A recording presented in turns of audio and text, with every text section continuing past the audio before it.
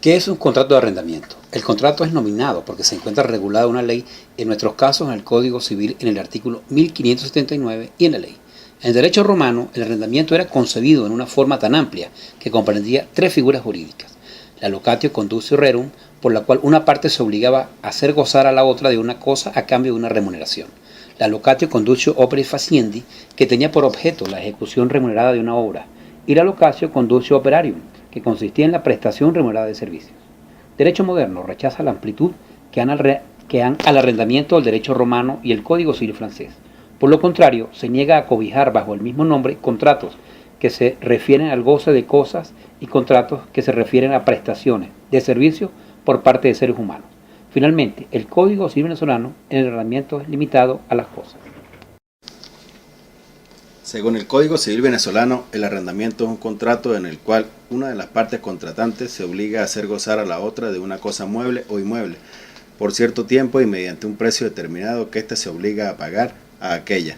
Código Civil 1579. La parte que se obliga a hacer gozar de la cosa se denomina arrendador y la otra arrendatario.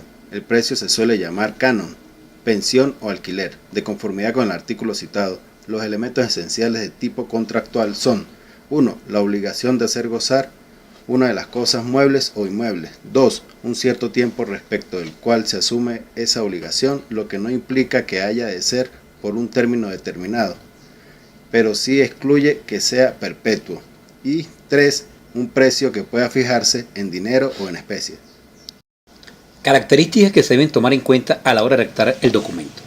El arrendamiento es un contrato bilateral, oneroso, consensual, que origina obligaciones principales de tracto sucesivo, obligatorio en el sentido de que no es traslativo de la propiedad u otro derecho real. El arrendamiento se diferencia de los demás contratos en que la primera, una parte se obliga a transferir la propiedad de las cosas, mientras que en el segundo solo se obliga a hacer gozar de ella. El arrendamiento se diferencia del comodato. El arrendamiento es oneroso y consensual, mientras que el comodato es gratuito y real. No existe pues confusión posible. El arrendamiento se diferencia del contrato a interés en el préstamo, a interés que hay transferencia de la propiedad, y la restitución es el bien de la misma cantidad y calidad o valor, mientras que en el arrendamiento no hay transferencia de la propiedad y la restitución se refiere a la misma e idéntica cosa arrendada. El arrendamiento se diferencia del contrato de obras. Un caso tiene por objeto el goce de una cosa y el otro la realización de un trabajo. Diferencia del contrato de arrendamiento con el usufructo. Las diferencias entre ambas instituciones son muy numerosas. 1. El arrendamiento es siempre un contrato, mientras que el usufructo es el derecho que puede derivar de testamento o contrato de usurpación.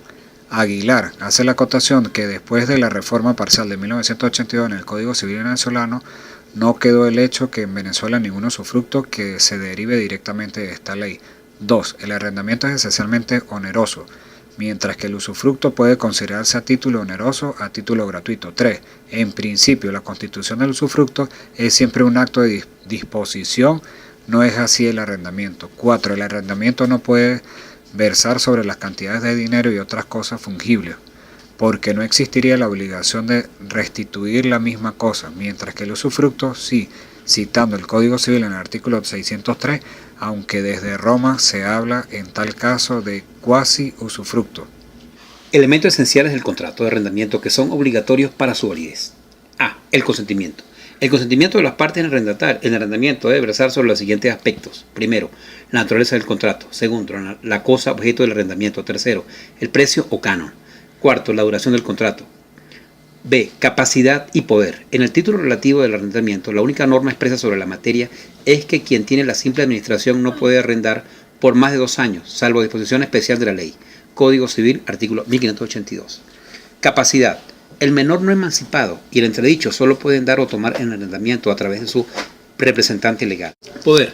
El padre o la madre que ejerza la patria potestad puede en representación del hijo arrendar los bienes de éste, con la sola advertencia de que si se trata de un arrendamiento que exceda de 3 años, el tutor o quien haga sus veces no puede dar ni tomar en arrendamiento bienes raíces sin autorización judicial. El arrendador tiene unas obligaciones. Está obligado a entregar al arrendatario la cosa arrendada, conservarla en estado de servir a fin para cual se le ha arrendado y mantener al arrendatario en el goce pacífico de la cosa arrendada establecido en el Código Civil en el artículo 1585. El arrendador está obligado a mantener al arrendatario en el goce pacífico de la cosa arrendada durante el tiempo del contrato.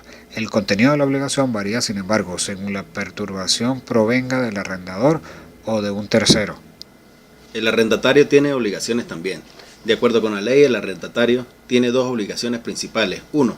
Debe servirse de la cosa arrendada como un bien padre de familia y para el uso determinado en el contrato. 2.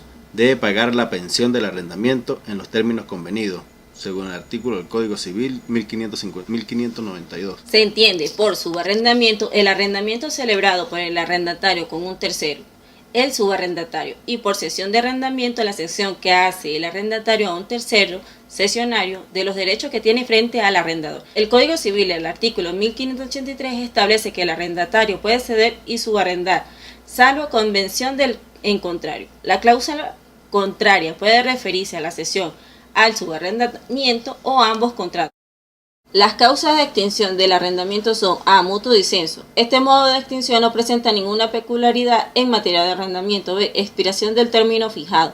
Principio fundamental. Si el arrendamiento se ha hecho por tiempo determinado, concluye el día prefijado sin necesidad de desahucio. Artículo 1599 del Código Civil. C. Voluntad unilateral. La pérdida o destrucción total de la cosa es causa de extinción del contrato. Artículo 1588. La pérdida o destrucción parcial de la cosa, sea material o jurídica. Artículo 1588 del Código Civil. En cambio, la pérdida de los frutos de la cosa no extingue el contrato, sino que solo puede producir reducción del canon.